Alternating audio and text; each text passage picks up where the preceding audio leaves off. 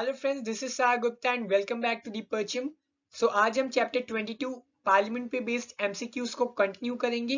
Without any further delay हम start करते हैं अपने आज के सेशन को। सबसे पहले देखते हैं अपने प्रीवियस डे क्वेश्चन।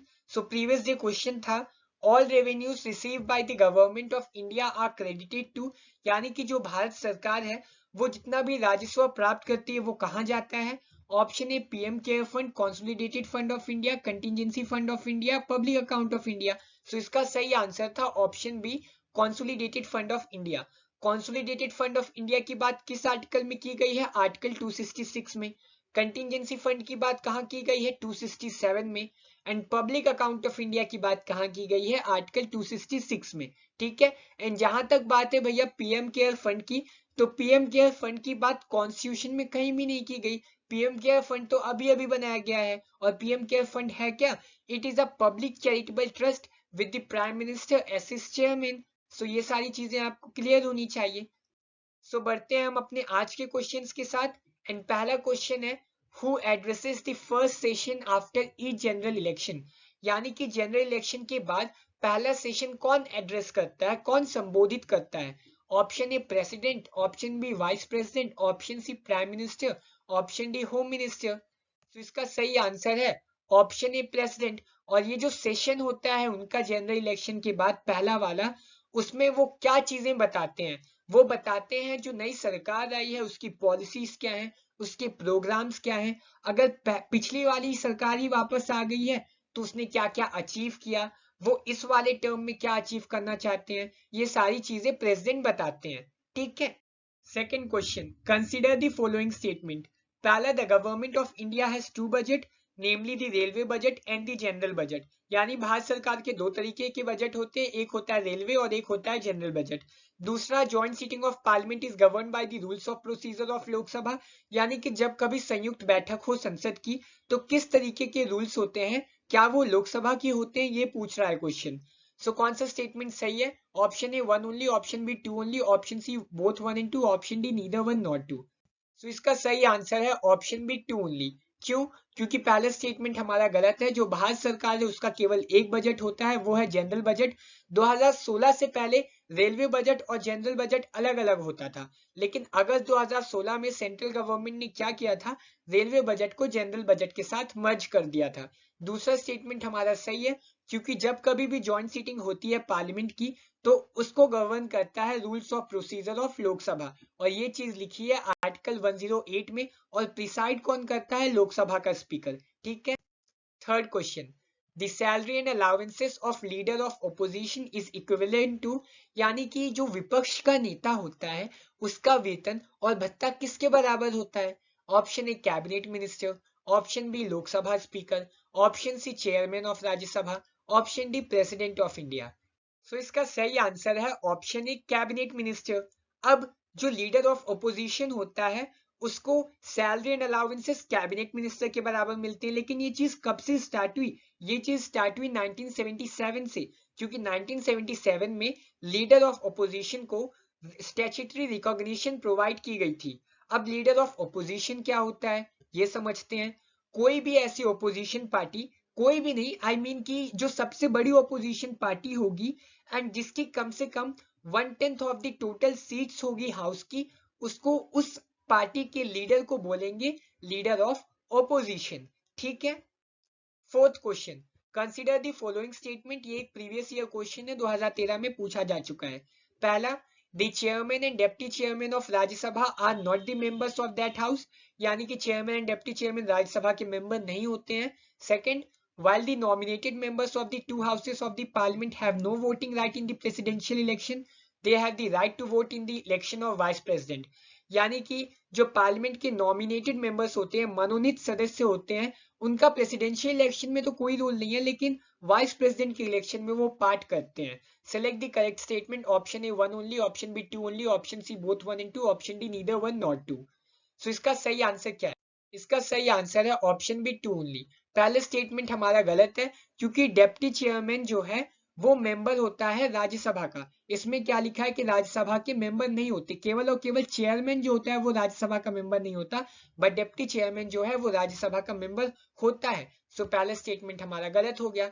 दूसरा स्टेटमेंट जो है वो हमारा बिल्कुल सही है, क्योंकि नॉमिनेटेड मेंबर्स को हक होता है कि वो वाइस प्रेसिडेंट के इलेक्शन में वोट कर सके।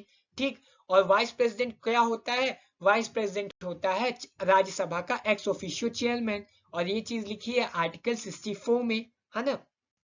Fifth question, choose the correct pair. अब ये जो है एक मैच द फॉलोइंग टाइप वाला क्वेश्चन है।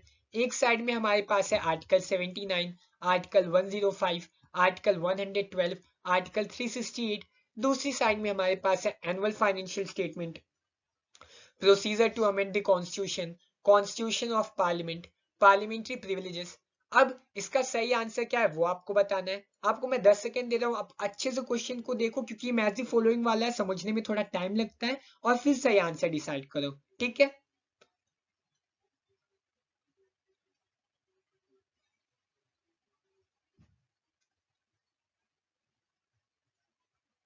सो इसका सही आंसर है ऑप्शन ए।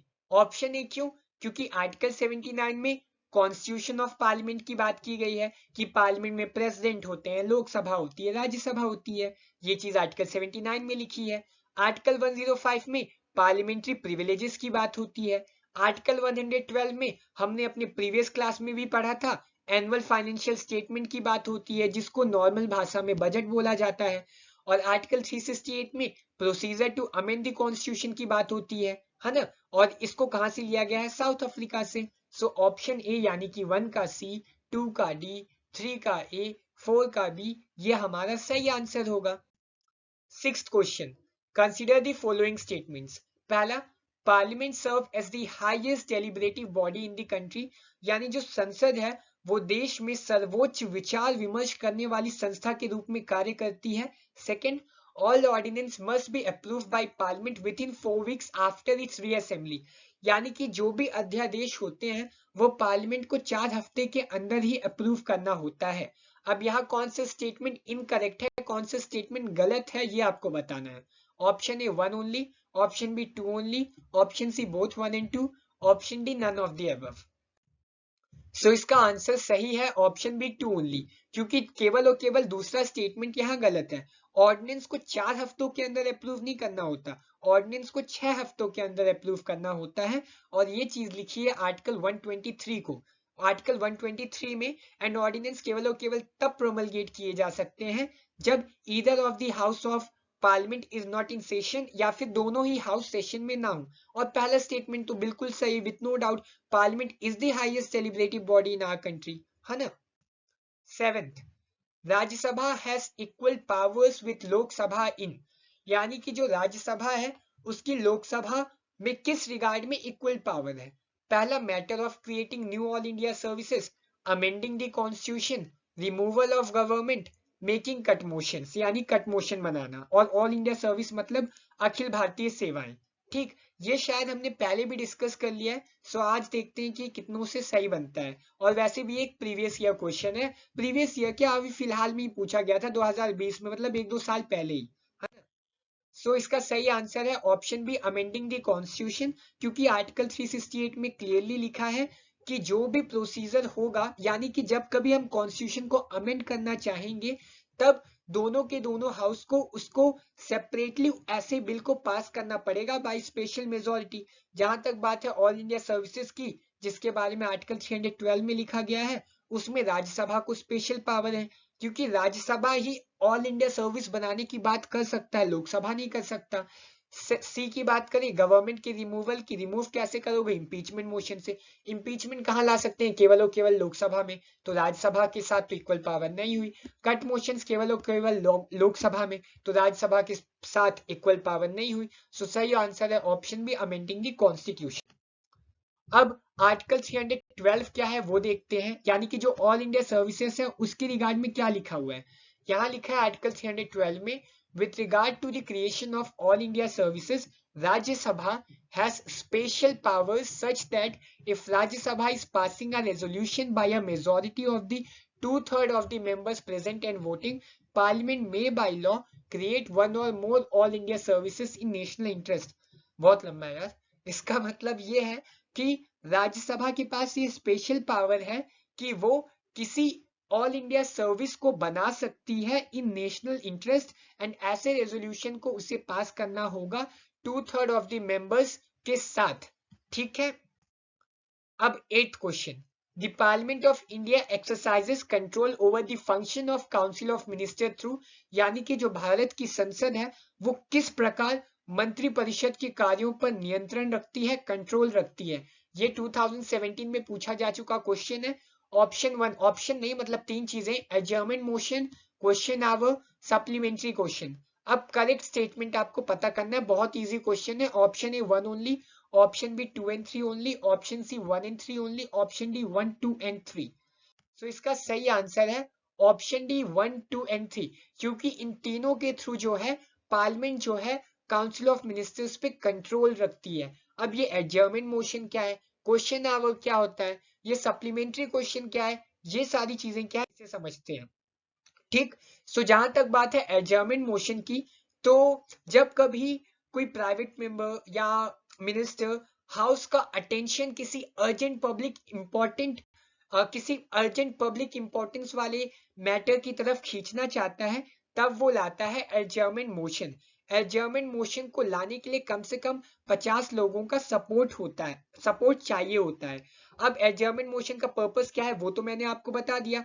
इवन 2012 के प्रीलिम्स में एडजर्नमेंट मोशन का पर्पस पूछ लिया गया था, सो ये सारी चीजें भी आपको पता होनी चाहिए। क्वेश्चन आवर क्या होता है, फर्स्ट आवर होती है पार्लियामेंट्री सेटिंग की। सप्लीमेंट्री क्वेश्चंस क्या होते हैं, follow up oral questions that may be asked without prior notice during ministerial question sessions in both houses. For example, आपने मेरे से कोई क्वेश्चन पूछा, मैंने आंसर दिया, बट अगर आपको जो मेरा आंसर था वो समझ नहीं आया तो आप मेरे से एक और क्वेश्चन पूछोगे। ठीक है, सो उस क्वेश्चन को बोलेंगे सप्लीमेंट्री क्वेश्चन। और ऐसा ही पार्लियामेंट में भी होता है, जब कोई मिनिस्टर जवाब देता है और जिसने पूछा था वो संतुष्ट नहीं होता, तो वो कहीं कहीं जो है सप्लीमेंट्री क्वेश्चन भी पूछ सकता है। हर जगह नहीं, कहीं कहीं वो सारी चीजें वो अलग मैटर है कि कहाँ पूछी जा सकती है कहाँ नहीं पूछी जा सकती, बट कहीं कहीं पूछी जा सकती है और उन क्वेश्चंस को बोलते हैं सप्लीमेंट्री क्वेश्चंस। ठीक है, 9th question, for election to the Lok Sabha a nomination paper can be filled by, यानी कि किसी को अगर लोकसभा का चुनाव लड़ना है, इलेक्शन लड़ना है, तो कौन नामांकन पत्र भर सकता है। ये 2017 में पूछा जा चुका क्वेश्चन है और इसमें थोड़ा सा आपको लॉजिक लगाना है, आईक्यू लगाना है।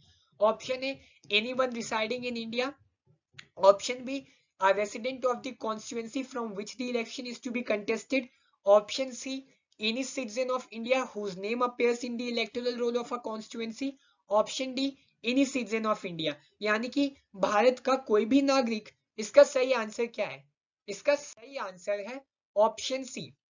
जहां तक बात है ऑप्शन ए की, anyone residing in India, so India में तो ब्रिटिशर्स भी कुछ रह रहे होंगे, कुछ अमेरिकन भी रह रहे होंगे, कुछ पाकिस्तानी भी रह रहे होंगे, तो इनको थोड़ी ना हक है कि वो इलेक्शन लड़ सकते हैं लोकसभा का।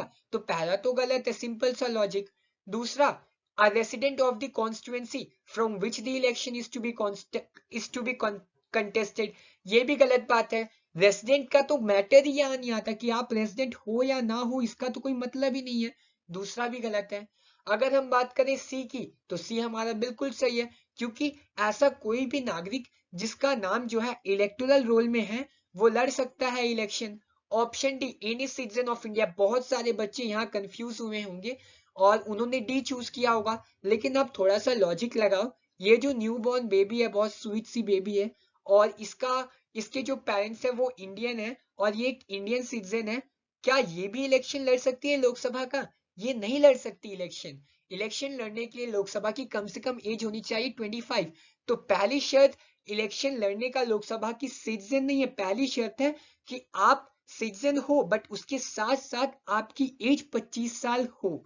ठीक है, सो सॉरी बेबी, आप अभी इलेक्शन नहीं लड़ सकते, बट आप जब कभी 25 साल के होगे तब आप इलेक्शन लड़ना। ठीक, 10th question, when the annual union budget is not pass by the Lok Sabha, ये एक प्रीवियस ईयर क्वेश्चन, इसमें पूछ ये रहा है कि जब केंद्रीय बजट लोकसभा द्वारा पारित नहीं किया जाता तो क्या होता है, क्या उसके कॉन्सिक्वेंसेस हो सकते हैं। Option A the budget is modified and present again, यानी कि हम बजट को चेंज करेंगे, उसको थोड़ा बहुत संशोधित करेंगे और फिर से पेश करेंगे। Option B the budget is referred to the Rajya Sabha for suggestion, budget को सुझावों के लिए राज्यसभा को भेज दिया जाएगा। Option C union finance minister यानी कि जो वित्त मंत्री होगा उसको रिजाइन करना पड़ेगा, उसको जो है इस्तीफा देना पड़ेगा। ऑप्शन डी जो प्राइम मिनिस्टर है उसको रेजिग्नेशन सबमिट करना पड़ेगा काउंसिल ऑफ मिनिस्टर का। इसका सही आंसर क्या है ये आपको बताना है। इसका सही आंसर है ऑप्शन डी। क्यों? क्योंकि जहां तक बात है बजट की, बजट क्या है, वो एक तरह का मनी बिल ही तो है। अगर मनी बिल जो कि एक तरह का पब्लिक बिल है, जो कि एक तरह का गवर्नमेंट बिल है, अगर गवर्नमेंट का बिल पास नहीं हो पा रहा लोकसभा से, इसका मतलब क्या है? इसका सीधा मतलब ये है कि गवर्नमेंट की मेजोरिटी नहीं है लोकसभा में, एंड इस कारण जो प्राइम मिनिस्टर है उसको रिजाइन करना चाहिए, उसको जो है इस्तीफा देना चाहिए। ठीक है, और अगर बजट पास नहीं हो रहा इसका मतलब है कि नो कॉन्फिडेंस मोशन ऑटोमेटिकली पास हो गया। 11th question, which article of the Indian constitution deals with the privileges of parliamentarian, यानी कि जो हमारे सांसद हैं उनके विशेष अधिकारों से संबंधित कौन सा अनुच्छेद है? ऑप्शन है article 72, article 105, option C article 123, option D article 263। Okay, so इसका सही आंसर है ऑप्शन बी आर्टिकल 105। जहां तक बात है आर्टिकल 72 की, तो वो प्रेसिडेंट की पार्डनिंग पावर से डील करता है। आर्टिकल सॉरी आर्टिकल आर्टिकल 123 जो है वो ऑर्डिनेंस मेकिंग पावर से डील करता है। आर्टिकल 263 जो है वो इंटर स्टेट काउंसिल से डील करता है। और ये आर्टिकल्स हमने कई बार पढ़ चुके हैं याद, अब तक तो आपको याद भी हो गए होंगे और आपने सही आंसर डिसाइड किया होगा। सो सही आंसर है option B article 105। 12th, choose the correct pair, ये एक मैच द फॉलोइंग टाइप वाला क्वेश्चन है। एंड पहला इसमें है on one side we have no confidence motion ordinary bill creation of new all India services, and दूसरी side we have only in Rajya Sabha either house of parliament only in Lok Sabha. So सही pair आपको match करना है, आपको समझना है कौन सी चीजें किससे रिलेटेड है। 10 सेकंड दे रहा हूं, आप सही आंसर डिसाइड करो।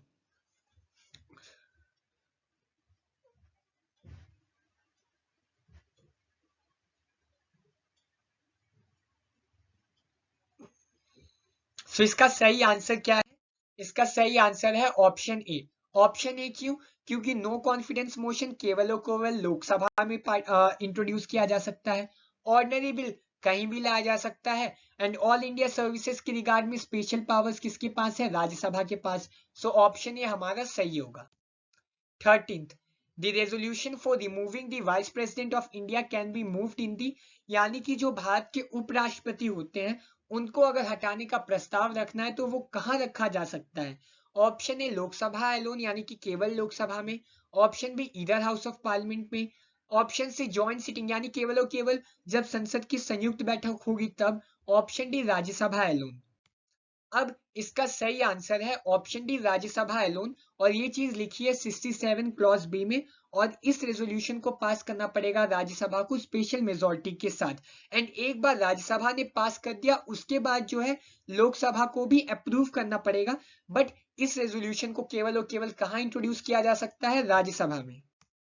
अब राज्यसभा जो है उसकी 3 जगह कुछ स्पेशल पावर्स होती हैं, जैसे कि वाइस प्रेसिडेंट को रिमूव करना है तो वही कर सकता है, वही प्रोसेस को इनिशिएट कर सकता है।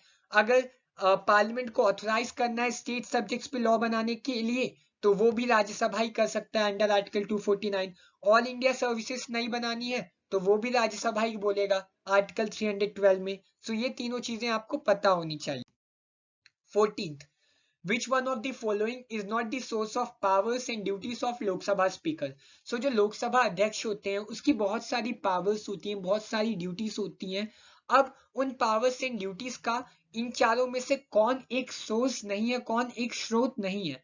Option A constitution of India, option B rules of procedure and conduct of business of Lok Sabha, option C rules of procedure and conduct of business of Rajya Sabha, and option D parliamentary convention. यहाँ आप थोड़ा सा logic लगा लेना, answer बहुत easy, आपके सामने ही answer है। इसका सही आंसर है option C rules of procedure and conduct of business of Rajya Sabha, क्योंकि लोकसभा स्पीकर की बात हो रही है ना, तो राज्यसभा के आरओपी सीओबी से क्या मतलब यहाँ? सो ऑप्शन सी हमारा बिल्कुल गलत है। और लोकसभा स्पीकर के पावर्स की 3 सोर्सेस होती हैं, constitution, rules of procedure and conduct of business of Lok Sabha, and option D parliamentary conventions. So यहाँ आप थोड़ा सा लॉजिक लगा लो, और अगर आपने लॉजिक लगा लिया तो आपके चेहरे पे एक ऐसी स्माइल होगी जैसी इस बंदे के चेहरे पे है।